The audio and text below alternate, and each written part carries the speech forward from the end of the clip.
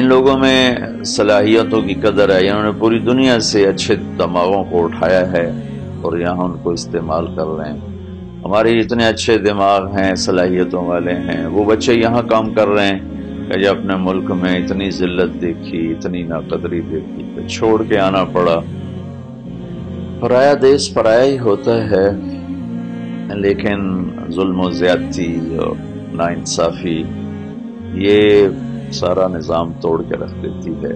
یہاں کسی کو یہ خوف کوئی نہیں ہے کہ میری کوئی زمین دبا لے گا، میرا کوئی بچہ اٹھا لے گا، راہ چلتے میری بیٹی کو بے عزت کر دیا جائے گا۔ انہوں نے انصاف کو زندہ کیا، جو بھی ان کے یہاں انصاف کا معیار ہے اپنے قانون کی پاسداری کی ہوئی ہے۔ تو یہ اس معاشرے کی خوبیاں ہیں اور ان کو تسلیم نہ کرنا یہ تعصب اور ناانصافی ہوگا۔ ان کے افسران سے جو میری اسپین میں بات ہوئی تو میں نے ان سے ایک بات کی، وہ میں آخر میں آپ سے کہنا چاہتا ہوں کہ میں نے ان سے کہا کہ میں کئی دفعہ ان ملک میں آیا ہوں، میں دو چیزیں دیکھ رہا ہوں جو آئندہ چل کے بہت بڑا نقصان آپ کے لیے بنے گی۔ ایک یہ ہے کہ آپ کا جو جنریشن گیپ آ رہا ہے، آپ کی پیدا ہونے والی نسل بہت تھوڑی ہے، مرنے والی زیادہ ہے۔ بازاروں میں پارکس میں دیکھا ہے بچے ہوتے ہی کوئی نہیں، یا جوان ہیں یا بوڑھے ہیں۔ بوڑھے مرد عورت ہوتے ہیں تو ان کے ساتھ کوئی سنبھالنے والا نہیں ہوتا، جوان کپل ہوتا ہے تو ان کے ساتھ بچہ کوئی نہیں ہوتا۔ آپ کا جنریشن گیپ ہے، تو ان سب کے چہروں پر پریشانی کی لہر دوڑی اور کہنے لگے بے شک بہت بڑا یہ ہمارا مسئلہ ہے کہ ہماری پچھلی جنریشن وہ ہمارے ساتھ آ کے نہیں مل رہی، اس کا کیا کیا جائے ہماری سمجھ میں نہیں آ رہا۔ میں نے کہا اس کی ایک بڑی وجہ یہ ہے کہ آپ کے ہاں فیملی سسٹم ٹوٹ چکا ہے، آپ کا خاندانی نظام ٹوٹ چکا ہے، میاں بیوی کی حیثیت ختم ہے، ماں باپ کی حیثیت ختم ہے، جس کی وجہ سے ہر کوئی بچوں کی ذمہ داری اٹھانے سے وہ کتراتا ہے۔ آپ کا فیملی سسٹم ختم ہو چکا ہے، آپ اس کو بحال کریں۔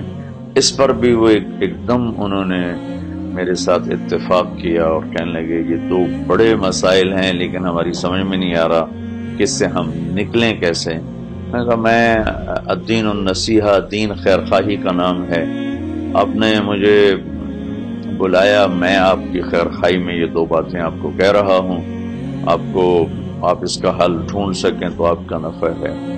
اس کے بالمقابل اللہ تعالیٰ نے ہمیں فیملی سسٹم دیا ہوا ہے، ہمارا خاندانی نظام موجود ہے، لیکن ہم اس کو اپنے ہاتھوں سے خود توڑ رہے ہیں۔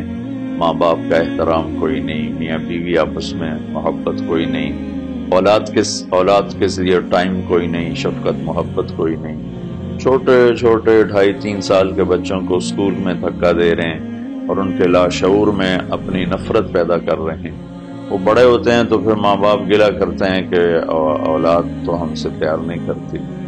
آپ جانتے نہیں کہ آپ خود ان کے دلوں میں اپنی نفرت بٹھا رہے ہیں۔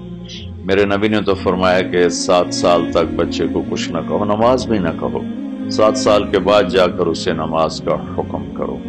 تو ہمیں اللہ نے خاندانی نظام دیا ہے لیکن ہم اس کی ناقدری کر رہے ہیں۔ ساس سسر کے مسائل ہیں، بہو کے بیٹیوں کے مسائل ہیں، میاں بیوی کے مسائل ہیں، بھائیوں کے مسائل ہیں، رشتہ داروں کے مسائل، چھوٹی چھوٹی باتوں پہ ہم لڑ کے اس نظام کو توڑ رہے ہیں۔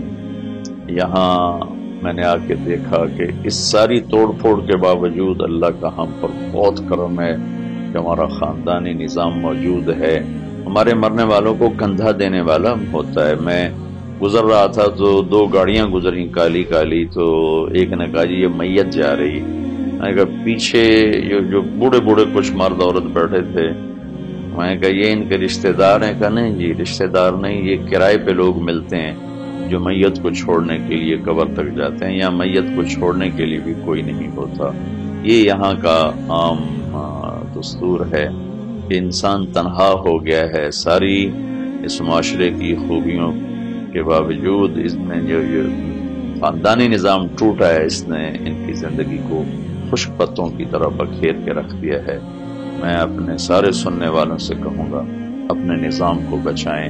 اس کے بچانے کا ایک ہی راستہ ہے، وہ محبت ہے اور برداشت ہے۔